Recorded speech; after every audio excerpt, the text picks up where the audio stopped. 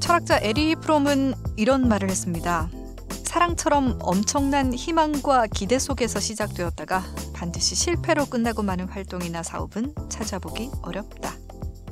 이렇게 우리 모두에게 참 쉽지 않은 과제인 사랑. 그만큼 오해와 편견으로 가득 차 있기도 하죠. 이런 사랑의 실체를 인문학적으로 풀어내고 설명해 주려는 시도를 한 괜찮은 책이 있어서 들고 와봤습니다. 이인 작가의 사랑할 때 알았더라면 좋았을 것들이라는 책인데요. 2012년에 나왔는데 여전히 많이 언급되고 읽히는 그런 연애 관련 책 중에 하나입니다. 어설프게 남자란 이래, 여자란 이래, 연애 고수의 꿀팁만 따라하면 당신도 연애할 수 있다. 뭐 이런 좀 솔깃하긴 하지만 가볍고 알맹이 없는 책이 아니라는 점이 좋았는데요. 사실 우리 모두가 다 다른 사람인데 저런 법칙 같은 게 사실 있을 리 만무하잖아요. 그래서 이 책이 택한 방식은 조금 돌아가는 것처럼 보일 수도 있지만 정면 돌파로 사랑이라는 본질을 파고드는 것, 그런 느낌입니다. 철학과 문학, 사회학과 경제학, 여성학과 뇌과학, 심리학, 정신분석학, 진화심리학, 인류학, 이 모든 학문적 베이스를 토대로 사랑을 탐구해보는 의미 있는 책이랄까요? 1부에서 제가 책갈피 꽂아놓은 페이지들 먼저 만나보시고요.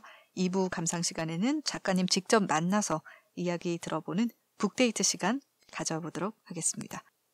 저희 방송 팟빵 통해 가장 많이 듣고 계실 텐데요. 구독, 댓글, 좋아요, 하트, 후원, 광고 문의 모두 환영합니다. 여러분의 많은 관심과 참여 부탁드리겠습니다.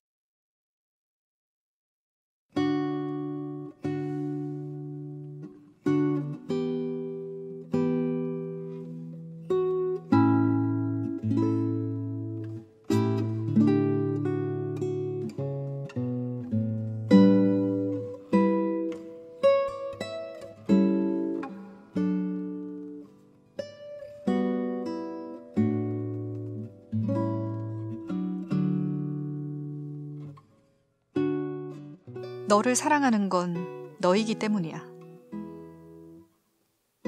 환상에 대해 지금껏 타박을 했지만 결국 문제는 환상임을 안다고 해도 이 환상이 행주젤로 훔쳐낼 수 있는 얼룩이 아니다라는 점입니다.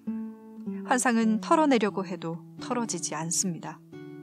인간의 정신 자체가 환상과 한 몸이기 때문이죠. 현실의 빈칸을 견디지 못하는 인간은 어떻게든 그것을 메우려 합니다. 자기 안의 부족함을 어떻게 해서라도 채우려 합니다. 환상을 써서라도 공백을 감추려 합니다. 그래서 환상을 잘 알아야 합니다. 내가 무엇에 대해 환상을 갖고 있는지를 알아야 합니다. 이를 통해 나에 대해 더 잘 알 수 있습니다. 환상을 가로지르면서 환상 속에 감추어두었던 진실과 마주칠 수 있습니다. 환상이 허물어지면 환상이 바치고 있던 연애도 허물어집니다.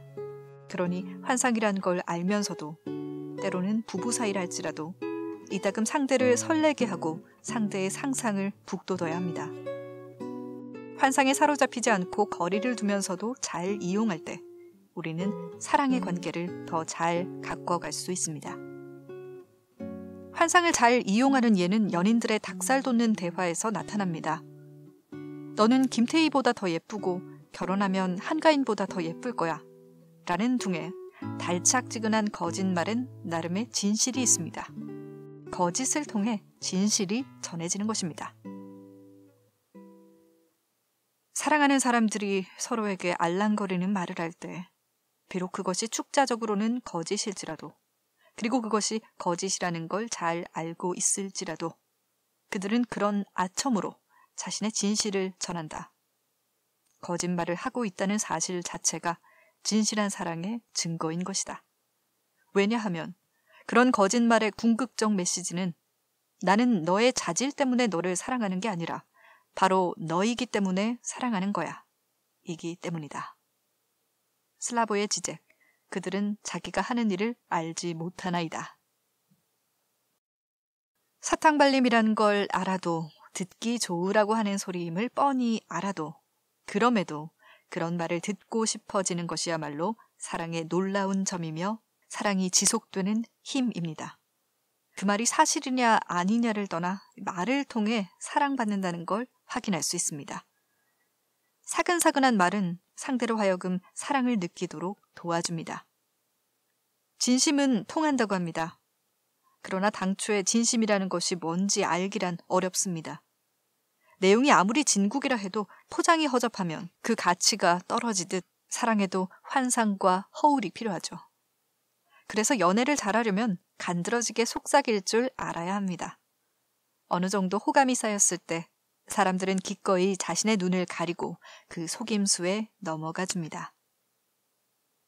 삶을 살다 보면 사랑이 사르르 다가와 간지럼 태웁니다. 고통은 겨울바람처럼 우리의 인생을 감돌지만 그럼에도 사랑은 봄 냄새를 물씬 풍기며 그동안 얼마나 힘들었냐면서 나지막이 속닥입니다. 그 속삭임에 가슴이 뭉클해지고 피식 웃음이 절로 나며 세상의 추위에 오그라들었던 눈이 살포시 떠지면서 우리는 새롭게 힘을 내게 되죠.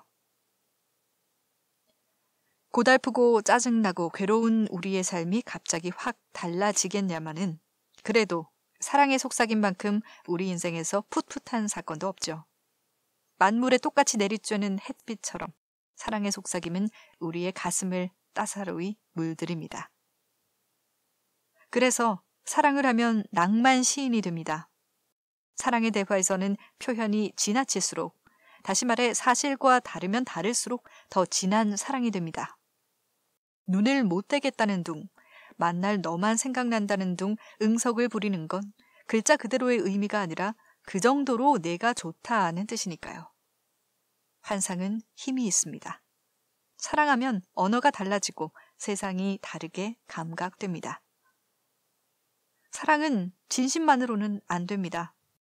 사랑의 세계에 첫 발을 디딘 숙맥들은 자신의 순수함을 내세우며 사랑의 고결함을 종알거리곤 하는데 안타깝게도 순수함은 달달한 표현을 거치지 않으면 잘 전해지지 않죠. 사랑이라는 먹거리엔 거짓이라는 양념이 알맞게 들어가야 제맛이 납니다. 그렇다고 거짓으로 범벅되어선 사랑이란 요리를 버리게 되죠. 진심이 있어야 꿍꿍이도 빛이 나는 법. 알맞은 양념이 요리를 맛깔나게 하듯 사랑엔 거짓을 알맞게 뿌릴 수 있는 슬기가 필요합니다. 사랑을 표현하고 전하는 요리법을 그러므로 우리는 배우고 연습해야 합니다.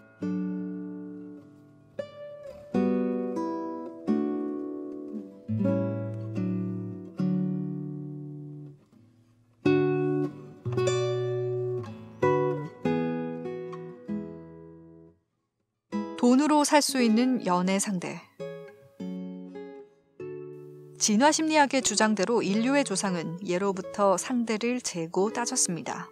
그러나 좋은 유전자라는 건 말솜씨나 재빠른 몸짓, 유머나 올바른 마음가짐처럼 숫자로 객관화하기에는 모호한 구석이 있었습니다. 그래서 조건보다는 상대를 만나 겪으면서 육감과 직관에 따라야 했고 그 결과 마음이 끌리면 연애관계가 이어지곤 했습니다. 신분과 나이와 계급과 인종과 국적을 넘어서 연애하는 힘이 여기서 나옵니다. 그런데 현대는 조건이 계량화됩니다. 상대가 어떤지 우리는 쉽사리 알아차릴 수 있죠. 그 사람이 어디 살고 어느 학교를 다녔으며 연봉이 얼마인지, 키가 몇인지, 몸무게가 어떤지에 따라 매력 지수가 정해집니다. 예전처럼 겪어보면서 끌리는 일도 있긴 하지만 오늘날 눈에 빤히 드러나는 조건의 힘은 어마어마해졌습니다. 소개팅은 눈 가리고 만난다는 블라인드 데이트, 잘 모른 채 만난다는 의미였습니다. 그러나 요즘의 소개팅은 상대의 몸값이 어느 정도인지 미리 파악하고서 진행됩니다. 연애의 효율화가 걷잡을 수 없이 퍼져서 널리 자리를 잡은 것입니다. 내남 없이 누군가의 집안과 학벌, 재산과 외모, 사는 곳 따위를 따집니다. 성선택은 인류사 내리 이어졌지만 현대로 접어들면서 성선택의 객관화가 당연스럽게 여겨집니다. 이제 느낌으로 만나 사랑하며 살아가는 인류는 사라지고 있죠. 조건에 따른 성선택은 마치 커피처럼 우리의 일상을 파고들었습니다. 모두 더 나은 짝짓기를 위해 어려서부터 몸값 관리에 들어갑니다. 남편을 잘 만나기 위해서라는 이유가 16살 아이들에게는 와닿지 못하는 명분이었지만 그 말만큼은 머릿속에 박혔다. 뭘 믿고 이렇게 공부를 안 했대? 내 집엔 거울도 없냐? 성적표와 진학상담서를 앞에 둔 담임의 첫마디였다. 담임은 타고난 얼굴이야 어쩌지 못해도 성적은 올릴 수 있다고 잔소리를 퍼부었다. 김희설, 환영. 오늘날의 성선택은 결혼정보회사가 대신 해주고 있습니다. 슈퍼마켓의 상품들처럼 우리 이마에는 보이지 않는 바코드가 찍혀 있어서 그에 맞춰 짝짓기를 하게 되죠. 상대를 까다롭게 살피면서 동시에 열심히 자기 광고를 해야 하는 시대입니다. 연애 또한 광고의 기술을 따라가고 있습니다. 상대의 욕구와 필요를 가늠하면서 그 기준에 자신을 맞추어야 합니다. 또한 상대가 자신을 욕구하도록 부채질해야 합니다. 상대 또한 나처럼 조건을 따질 게 뻔합니다. 이런 연애의 시장화는 큰 해일처럼 우리를 덮쳤습니다. 파스칼은 팡세에서 말했습니다. 사람이 참된 선을 잃어버린 뒤엔 모든 것이 똑같이 선으로 보일 수 있다. 그의 예언은 자본주의 사회에 와서 맞아 떨어졌죠. 현대인은 옛날 사람들처럼 신이나 천국을 믿지 않습니다. 미신에서 해방된 건 좋은 일이지만 어처구니 없게도 그 자리를 돈이 차지해 채찍을 휘두릅니다. 우리 모두는 돈을 위해서 삽니다. 성선택을 받기 위해서도 이제 돈을 벌어야 합니다.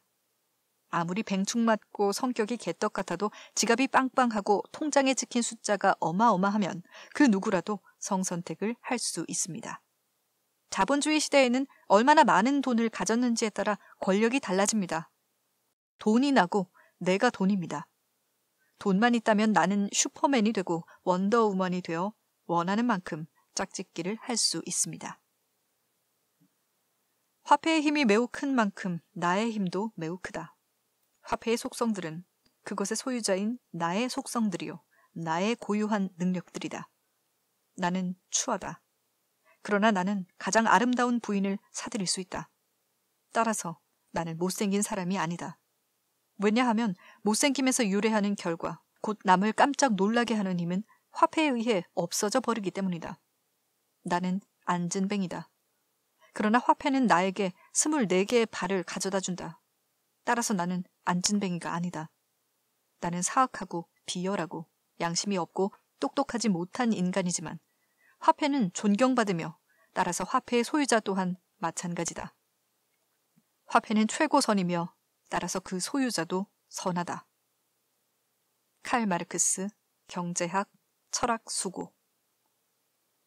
돈만 수북하게 쌓아놓고 있다면 수많은 허물이나 모자람은 문제가 아니게 됩니다. 빌리 와일더의 영화 선셋대로에는 한때 헐리우드를 주름잡았던, 지금은 한물간 늙은 여배우가 젊은 시나리오 작가를 돈으로 꼬드겨 더보살이하는 장면이 나옵니다.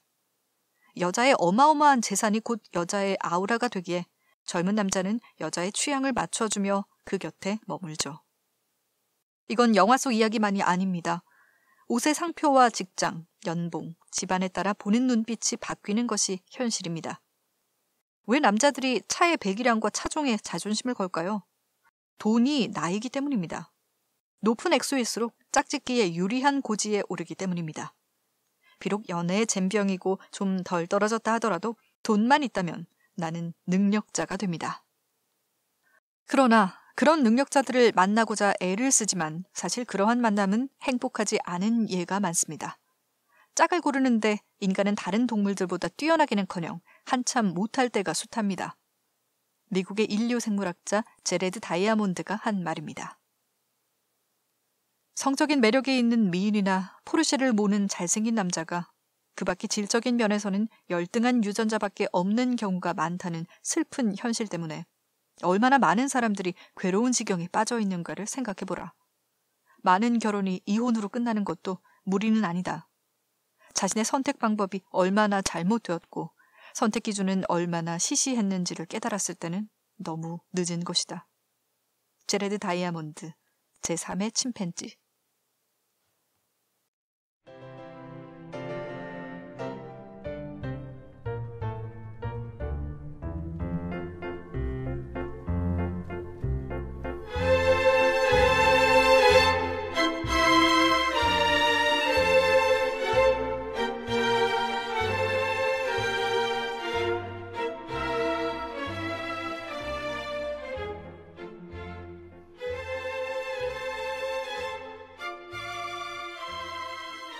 건어물려와 초식남을 만들어내는 사회. 끝날 것 같지 않던 겨울을 이겨내고 어디선가 향긋한 봄 냄새가 전해지며 얼어붙었던 땅에서 싹이 나옵니다. 청춘들의 마음이 두근거리고 절로 싱숭생숭해지지요. 봄은 생명력과 희망을 느끼게 합니다. 새순처럼 인생의 겨울을 이겨내며 봄을 기다리는 우리는 괴로움과 힘겨움에도 꿋꿋이 살아나갑니다. 하지만 계절이 바뀌었다고 사회까지 달라지지는 않듯 계절이 바뀐다고 해서 우리 삶에 반드시 봄이 찾아오는 건 아닙니다. 무한 경쟁 사회에서는 나를 다그치면서 팍팍한 뜀박질을 쉴 수가 없죠. 누군가와 가까워지고 싶어도 저마다 매지매지 떨어진 채 지낼 수밖에 없는 판입니다. 사람을 향한 그리움과 친밀함이 말라간 사회에서 젊은이들은 초식남과 건어물려가 되어버린 채 너무도 조용히 살아갑니다. 멀리 도망쳐 있을 때는 잠시 잊었는데 돌아와 다시 들여다보니 여전히 신물이 났다. 너무 많은 사람들이 옥상에서 뛰어내리고 있었고 자신의 고민은 대단히 배부른 것처럼 느껴지기도 했다. 여행의 약발은 잠깐이었다. 꿈꾸는 법이 기억나지 않았다. 이비는 자기 몸속에서 무언가가 근본적으로 비틀렸다고 느꼈다. 세상을 지겨워하는 자신이 넌덜머리가 났다. 무엇보다 아무하고도 하고 싶지 않은 자신이. 그녀는 실제로 성욕이 그리고 누군가 혹은 무언가를 사랑하는 데 필요한 마음의 촉촉한 부분이 점점 파삭파삭하게 말라가더니 결국 사라졌다고 느꼈다. 견딜 수 없었다. 윤희형 로즈가든 라이팅 머신, 큰 늑대 파랑 중에서.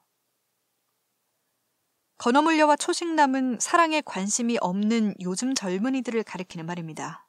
이 사회의 생존 경쟁에 치인 나머지 삶의 기운이 동나버려 누군가를 만날 여력이 없는 그 악스러운 현실을 고발하는 셈이죠. 한 생명으로서 누군가와 사귀고 삶을 나누고픈 욕망마저 살아남는 데 쏟아야 하기에 연애세포는 말라 죽을 수밖에 없습니다. 세상이 시궁창이고 연애도 못할 정도로 삶이 버겁다면 화가 나서라도 들고 일어나야지. 착취당하면서도 멍청하게 앉아있냐? 기성세대 중 일부는 이런 논조로 젊은이들을 비난하곤 합니다.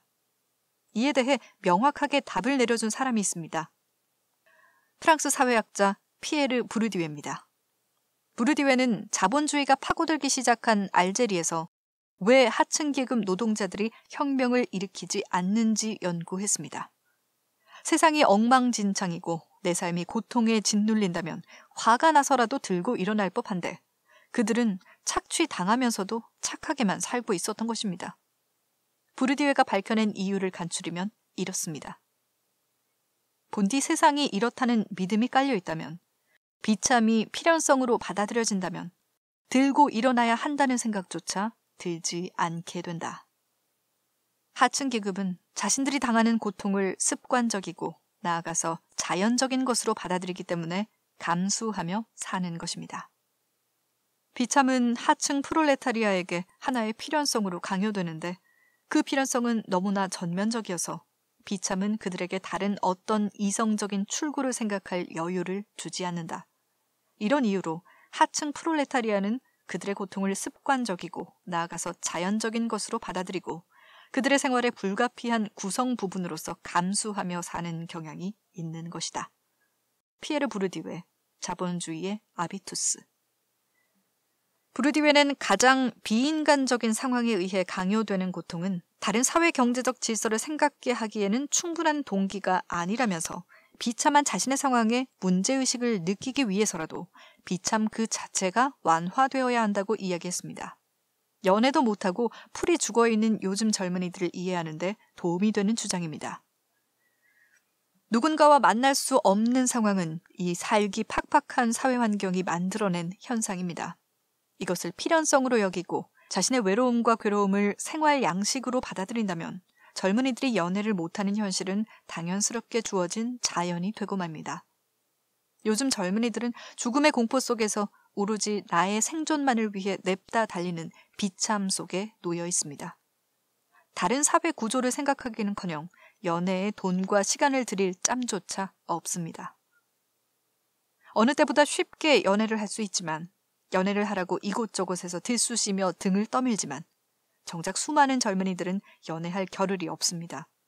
살아남기도 벅차니까요. 자기 앞가림도 못하는 사람은 가장 꼴불견 취급을 받습니다. 지갑이 홀쭉하면, 번들번들한 명함이 없으면, 앞날이 밝지 않으면 누군가를 좋아하고 만나는 건 상대에게나 자신에게나 못할 짓입니다. 연애도 돈이 있어야 할 수 있죠. 지금보다 돈을 더 모으면, 정규직이 되면, 집 걱정이 사라지면, 안정이 되면 그때서야 연애를 할 마음이 생겨나고 그제야 눈을 요리조리 돌립니다. 그 전까지는 내 주제라며 자신의 감정에 자물쇠를 채우고 건어물처럼 말라가거나 초식동물처럼 얌전하게 살아가죠. 누구나 갖고 싶은 상품을 산 이가 능력자로 평가받듯 연애를 한다는 건 연애할 정도로 돈과 시간이 있음을 사람들에게 자랑하는 셈이 됩니다. 연애는 돈과 시간을 왕창 들여야 하는 상품이 되었습니다. 당신의 능력을 보여주세요 라고 닥달하는 사회에서 연애는 내가 능력자임을 보여주는 스펙이 되었습니다. 그래서 우리는 당신에게 필요한 게 뭐냐 하고 물으면 사랑이나 평화라고 답하지 않습니다. 돈이라고 이야기하죠. 오늘날 연애는 생물학이나 심리학이 아니라 경제사회학으로 들여다봐야 풀리는 문제가 되었습니다. 대대한 연애심리학서나 알량한 연애 경험이 사랑하는 데 별 도움이 되지 않는 이유이기도 하죠. 세상이 어떻게 돌아가고 있는지, 나는 어떻게 사람들을 바라보고 무엇을 위해 살아가고 있는지 진지하게 고민할 필요가 있습니다. 사랑을 하기 위해서라도 말이죠.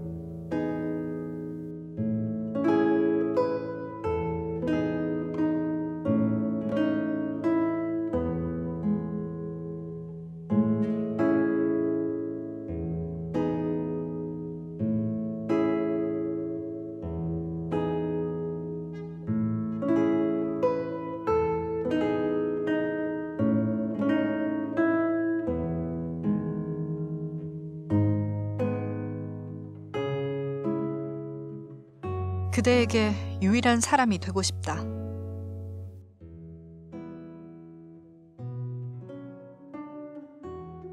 왜 나를 좋아하느냐는 물음에 남자들은 달콤하기 그지없는 뻐꾸기를 날립니다. 눈도 예쁘고 코도 예쁘고 입술도 예쁘다고, 옷 입는 스타일도 마음에 들고 대화도 잘 통한다고. 그 말을 들은 여자는 외려 뾰로통해합니다. 자신보다 더 예쁘고 스타일 좋고 성격 좋은 여자는 얼마든지 있으니까요. 그래서 남자의 오답은 언제나 말다툼을 부릅니다. 여자의 물음은 당신에게 나는 단 하나의 존재냐는 것입니다. 어떤 누구로도 대체할 수 없는 존재로서 나를 사랑하느냐는 것이죠. 그러니 아무리 예쁘다고 멋지다고 칭찬한들 여자로서는 흡족할 수 없습니다. 얼굴과 몸매, 집안과 돈, 직업과 학벌 따위가 다 나를 이루는 요소이고 그것들과 나는 뗄 수 없는 관계지만 그럼에도 이것들을 제쳐두고 나 자체를 사랑할 수 있느냐는 것이 내 어디가 좋아? 라는 물음의 핵심입니다. 나라는 존재를 그대로 인정해줄 수 있느냐는 질문에는 내 존재 그대로 인정받지 못할 수도 있다는 불안이 담겨 있습니다. 나를 왜 좋아하느냐는 물음에는 당신이 나를 안 좋아할 수도 있다는 불안이 담겨 있습니다. 이러한 불안은 사랑이란 무엇인지를 살며시 일러줍니다. 사랑은 당신을 그 누구와도 견줄 수 없고 바꿀 수 없는 유일한 존재로 맞아들이는 일입니다. 연인 사이에서 둘만의 애칭을 만드는 까닭도 이와 같습니다. 이름은 다른 이들도 얼마든지 부르지만 애칭은 둘만이 유일하게 불러줄 수 있으니까요. 사랑은 한 사람이 고유명사가 되는 효과를 낳습니다. 고유명사는 같은 종류에 속하는 사람이나 사물 가운데 어느 특정한 사람이나 사물을 다른 것과 구별하기 위하여 고유의 기호를 붙인 이름으로 자신이 그 자체로 뜻이 되는 유일한 낱말입니다. 당신은 어느 부모의 몇째 자식이자 어떤 일을 하는 사람으로 설명될 수 있습니다. 하지만 어쨌거나 당신은 당신 그 자체입니다. 이렇듯 사랑은 상대를 상대 자체로 인식하고 받아들이는 것입니다. 예쁘고 멋지다고 덧붙일 수는 있겠지만 그런 수식어들과 상관없이 그 사람을 그 사람으로서 단 하나의 존재로서 맞아들이는 것이 사랑입니다. 사랑의 대상은 고유명사의 지시대상 같은 방식으로 나타난다. 고유명사란 사물을 단일한 개체로 지시하는 기호이기 때문이다. 사랑이 이유로 환원될 수 없는 것은 고유명사를 대상의 성질에 대한 기술로 치환할 수 없는 것과 같은 사정에서 유래한다. 고유명사가 대상을 단일한 것으로 설정하는 것과 마찬가지로 진정한 사랑의 대상은 사랑하는 사람에게 유일한 것이어야 한다. 오사와 마사치, 연애의 불가능성에 대하여. 우리는 사랑할 때 무엇 때문에 그 사람을 사랑한다고 하지 않고 그럼에도 불구하고 그 사람을 사랑한다고 말합니다. 조건을 따져 이러저러해서 당신을 사랑한다고 할 때 상대방이 거부 반응을 일으키는 것도 이 때문이죠. 사랑은 조건과 무관하니까요. 손익을 따지면 여러 가지가 걸리지만 그래도 사랑해야 진짜 사랑입니다. 이유와 조건을 따져 사랑한다면 이유와 조건이 바뀔 때 사랑은 끝나죠. 영화 기쁜 우리 젊은 날에서 안성기는 오랜 세월 황신혜만을 바라보며 연정을 지킵니다. 황신혜도 안성기가 싫지는 않으나 여러 사정으로 안성기의 마음을 받아주지 않았죠. 어느 날 비를 쫄딱 맞으면서 기다리는 안성기에게 마음이 열린 그녀가 묻습니다.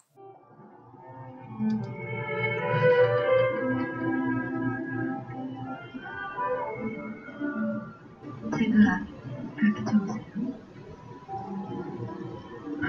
네. 어디가 그렇게 좋으세요?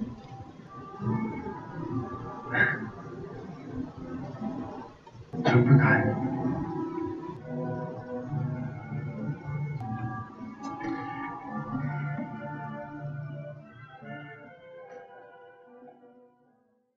제가 그렇게 좋으세요? 네. 어디가 그렇게 좋으세요? 그러자 남자는 쑥스러워하면서도 조금도 머뭇거리지 않고 털어놓습니다. 전부 다요. 그리고 둘은 결혼합니다. 누군가 내 어디가 좋으냐고 묻는 까닭은 전부 다라는 대답을 듣고 싶기 때문입니다. 왜 나를 사랑하느냐는 물음의 모범 답안은 당신이기 때문에 사랑한다 입니다.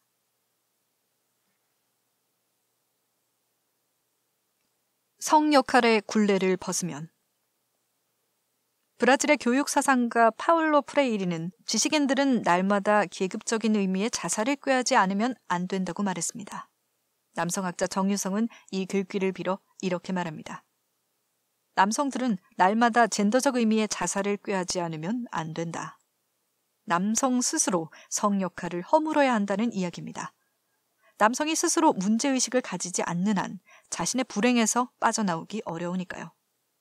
남성 중심 문화가 들이운 그늘은 여자들은 말할 것도 없고 남자들마저 마구 집어삼킵니다. 남성이 지배하는 문화 속에서 수많은 불행한 일들이 벌어졌죠. 가부장의식, 권위주의, 위계서열, 복종 강요, 성차별, 소통 불가와 감정 부재까지. 남성 중심 문화에 저항하지 않는 한 남자들은 불쌍한 꼰대가 될 수밖에 없습니다. 남자가 스스로 남성성의 비판의식을 갖지 못할 때 행복을 누리기는커녕 여성이나 사회 약자들에게 자기 불행을 떠넘기면서 악다구니를 벌이게 됩니다. 지금은 고지식하고 꽁해 보이는 남자들도 어렸을 때는 소녀들 못지않게 말 많고 감수성 예민한 소남이었습니다. 그러던 소남이 감정을 누르고 참으라는 사회화를 겪으면서 신압으로 자신의 감정을 표현하는데 어색해지고 무뎌졌습니다. 그래서 남자들은 아프면 아프다고 말도 못하는 지경에 이르렀습니다. 누군가와 만나서 대화하는데도 영 서투릅니다. 남자들끼리 모이면 술을 마셔대는 까닭도 맨정신으로는 할 이야기가 없거나 깊이 대화할 줄 모르기 때문입니다. 남자들끼리의 모임이 여자들끼리의 모임보다 칙칙하고 포근하지 않은 이유는 상대의 이야기를 들어주고 자신의 생각을 터놓는 대화의 기술이 몸에 배어있지 않기 때문입니다. 남자는 자신의 삶을 이야기로 풀어내면서 푸지게 수다 떠는 능력을 잃어버렸습니다. 강한 척, 과묵한 척 하다가 자기만의 언어를 잃어버렸죠. 그래서 남자들은 자신의 무엇이 문제인지, 왜 불행하게 사는지조차 가늠하지 못합니다. 눈높이를 나란히 하는 대화를 해본 적이 없다 보니 자신의 감정을 표현할 언어 능력을 상실하고 만 것입니다. 우울하게도 많은 남자가 남자다움이라는 멍해를 명예로 여기며 으스댑니다. 그래서 명랑했던 아이가 딱딱하게 굳은 인상의 아저씨로 변합니다. 남자들은 어린 시절을 짐짓 덮어두는 게 아니라 통째로 잊어버립니다. 자신의 어린 시절과 단절된 채 성인이 되기에 정신이 건강할 턱이 없습니다. 자신에게 어울리지 않는 남자 연기를 하며 살아가니까요. 눈물이 말라버린 남자들은 웃음도 메마릅니다. 수많은 남자가 남자다워야 한다는 강박에 시달립니다. 남자다움에 닥달당한다는 것은 남자다움은 억지로 만들어지는 것이라는 이야기입니다. 다시 말해 남자들이 남자다움을 연기한다는 뜻이죠. 그래서 남자다움은 시대에 따라 달라지고 여성과의 관계 속에서 바뀝니다. 여기에 희망이 있습니다. 남자와 여자의 관계가 달라질 때 멋있음의 뜻도 달라지고 그에 따라 남자들의 삶도 달라집니다. 남자들은 자기 삶을 되살피고 밉광스러운 남자다움을 뒤집으며 가까운 사람 관계를 바꾸어내야 합니다. 성평등 사회가 될수록 남성들은 그동안 누리던 권력을 빼앗기는 느낌을 받습니다. 그러나 따져보면 그 전보다 훨씬 더 살기 좋은 세상이라는 것을 알게 됩니다. 남자들이 도맡았던 책임과 의무를 여성들과 같이 나눌 수 있으니까요. 남자다움에서 벗어나 수컷으로만이 아닌 한 인간으로서 자기다움을 드러내며 살아갈 수 있으니까요. 인간과 인간으로의 관계를 여자들과 맺으면서 남자들은 지금보다 더 싱그러운 나날을 보낼 수 있습니다. 성역할의 얽매임에서 자유로워질 때 인간은 인간으로서의 자율성과 놀라움을 느낄 기회를 얻을 수 있고 행복해질 수 있습니다.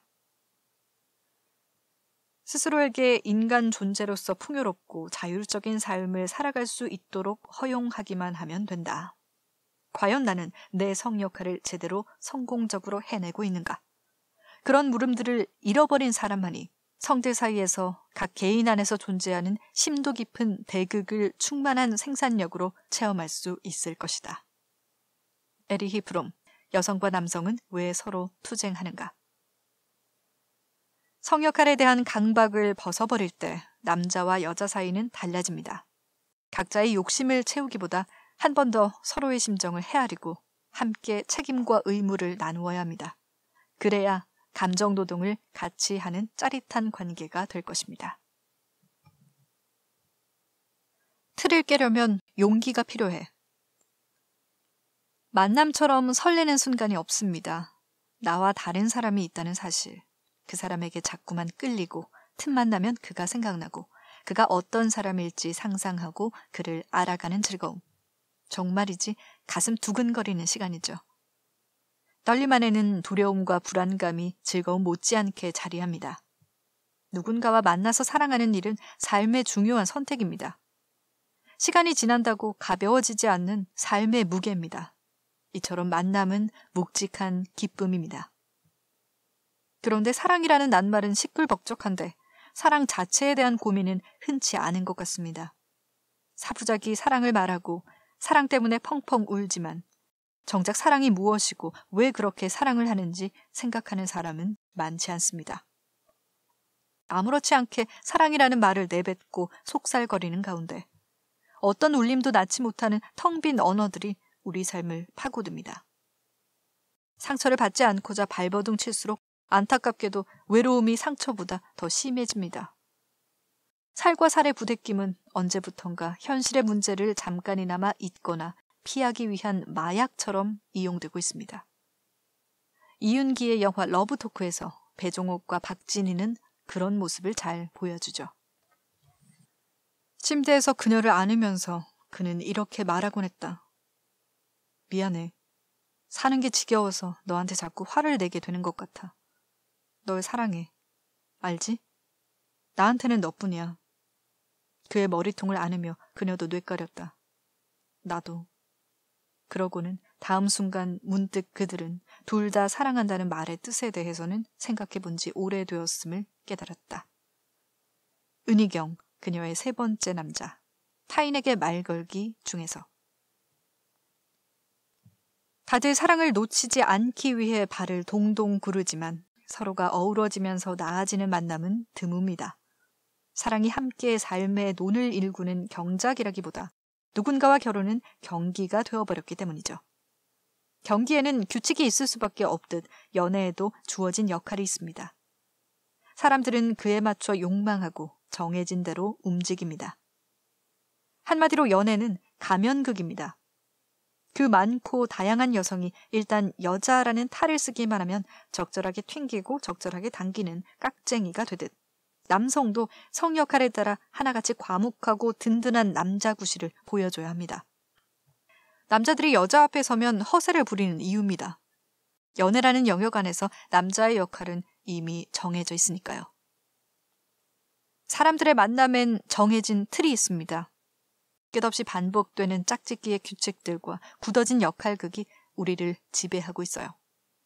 내 선택 같고 내 취향 같지만 돌아보면 내 욕망과 기호는 남들의 것과 거의 똑같습니다. 내가 이효리를 좋아하고 내가 원빈에 끌리는 것 같지만 내 감정과 감각은 정해진 틀에 찍혀 나온 것과 같습니다. 너무도 뻔한 데이트 코스와 연애 진도 방식, 그리고 판에 박힌 결혼식을 한번 보세요. 우리의 사랑과 만남이 얼마나 별 볼 일 없는지를 보여주는 증거들입니다. 개성이랍시고 거칠에만 요란한 채 자신의 취향을 존중해달라고 하지만 알고 보면 그마저도 이해관계와 사회구조에 따라 찍혀 나오는 꼴입니다. 이런 불편한 진실을 기껍게 받아들일 사람은 아무도 없습니다. 그래서 필요한 것이 낭만입니다.